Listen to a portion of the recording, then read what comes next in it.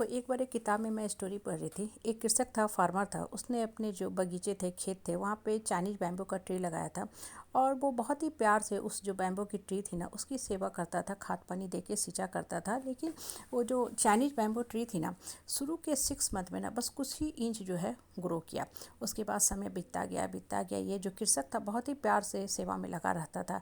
लेकिन कभी कभी ये फ्रस्ट्रेट भी हो जाता था। जब भी उस चाइनीज बैम्बू ट्री को देखे, वो अभी तक धरती ही पकड़ा हुआ है, मतलब ज़रा भी ग्रोथ नहीं हो रहा है।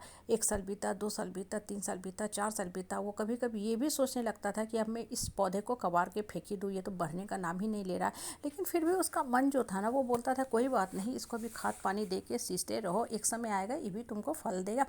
और 4 साल बीतने के बाद 5वें साल में ना, वो जो चाइनीज बैम्बू का जो ट्री था ना, वो विगत 5 से 6 महीने में 70-80 फुट जो था ऊंचा हो गया, लंबा हो गया। ये देख के कृषक जो था ना, भौचक रह गया।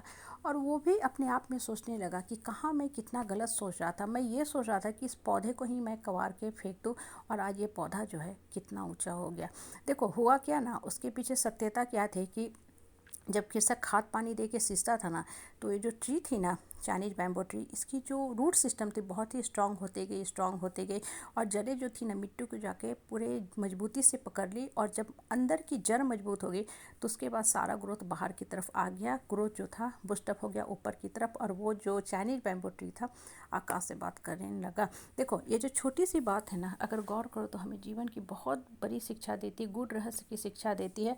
हम सब रिश्ते की दौड़ से बंधे होते हैं। जिस समाज, परिवार, परिवेश में रहते हैं ना, हमारे पास तरह तरह के रिश्तेदार होते हैं। और सबसे बड़ी बात, हमें अपने कर्म की भी मार झेलनी पड़ती है, लोगों की भी बातें सुननी पड़ती हैं।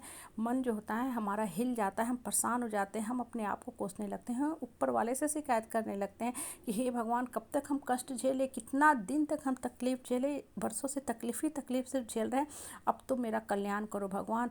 मन उब जाता है, आप अपने आप को कोसने लगते हो, जीवन को कोसने लगते हो। आपको लगता है आप बोझ हो, परिवार पे, समाज पे, धरती पे ही बोझ हो। आपका मन जो होता है नकारात्मक दिशा में चला जाता है, निगेटिव इमोशन से घिर जाता है। और देखो, यहाँ पे ना 2 तरह के लोग होते हैं। एक होते हैं निगेटिव इमोशन में रहने वाले, मतलब हाइपर निगेटिव में। वो क्या करते हैं, खा के पी के सो के लटक जाते हैं, सोचते हैं कि चलो जीवन ही बेकार है, ख़त्म करो, इससे छुटकारा पाओ। वो ये नहीं समझ पाते हैं कि वो दुख से छुटकारा नहीं पा रहे हैं, वो डेस्टिनी ऑफ पेन की नया चैप्टर, नया लेसन की शुरुआत करने जा रहे हैं। और वहीं पे कुछ लोग होते हैं जो पॉजिटिविटी से घिरे रहते हैं, उनका मन, आत्मा मजबूत होता है। वो कहता है कोई बात नहीं, मेरा कर्म का फल है ना, हम इसको रेक्टिफाई कर लेंगे, नलीफाई कर लेंगे, हम अपने आप को मजबूत बना के रखेंगे।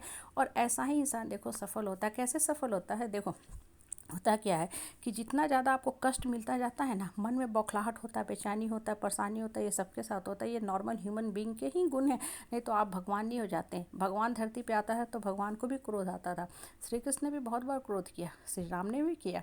देखो, आप और हम तो बहुत छोटी चीज़ है, नॉर्मल एक इंसान है। तो हमारे मन के अंदर नकारात्मक बातें आती हैं, निगेटिविटी घर कर जाती है। ओके, कोई बात नहीं, उसको साइड कर दो, साइड कर दो। आप ये देखो कि भगवान आपको इतना कष्ट क्यों दे रहा है। भगवान आपको इसलिए कष्ट दे रहा है कि भगवान को आपको सिखाना है, भगवान को आपके मन मस्तिष्क को खोलना है। होता क्या है ना कि जब आप दुख दर्द झेलने लगते हो ना, घड़ी घड़ी जाते हो, कुत्ता प्रवृत्ति के जो लोग होते हैं आपको तंग करते हैं, आप उनके साथ भी उलझते रहते हो, कन्फ्लिक्ट आर्गुमेंट में फंसते रहते हो। और अंत में आप क्या रियलाइज़ करते हो, इनको बोलने का कोई फ़ायदा नहीं है, ये लोग तो नर्क में बैठे ही हैं, इनसे हम उलझते हैं तो हमारा भी जो होता है माइंड डिस्टर्ब हो जाता है, और हम अपने काम पे फोकस नहीं कर पाते हैं। तो आप ऐसे लोगों से पहली बार साइड कर लेते हो, अपने आप को साइड कर लेते हो, आप पूर्ण रूप से ऊपर वाले पे समर्पित हो जाते हो। और यहीं से भगवान आपके मन को खोलना शुरू करता है, मन को उठाना शुरू करता है, आपका इनवर्ट फोकस जाता है और सिर्फ ऊपर वाले से आप जुड़ते हो। जितना ज़्यादा आप ऊपर वाले से जुड़ते जाते हो ना, आपको मन जो होता है, भगवान श्री कृष्ण सही दिशा देते रहते हैं कि अच्छा अब ये करो जिससे तुम बढ़ सकते हो।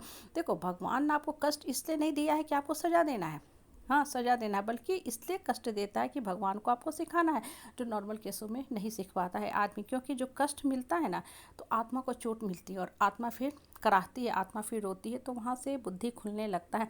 श्री कृष्ण देखो युद्ध में हमेशा अर्जुन के साथ थे, हाँ, लेकिन फिर भी उन्होंने अस्त्र नहीं उठाए। वो चाहते तो एक अस्त्र से सब कुछ खत्म कर सकते थे, लेकिन फिर भी उन्होंने अस्त्र कहीं नहीं उठाया। सिर्फ और सिर्फ वो अर्जुन को ज्ञान देते आए कि अस्त्र उठाओ, और सही समय पर अस्त्र उठाओ, अधर्म का नाश करो और अपने मन मस्तिष्क को खोलो। हमारे साथ भी भगवान यही लॉ पे चलता है। आपको कष्ट इसलिए देख रहा है, भगवान के मन मस्तिष्क को खोलो, अपने आप को ऊपर वाला से जोड़ो, और एक समय तुम्हारा भी दिन आने वाला है, मन को स्ट्रांग करके रखा करो।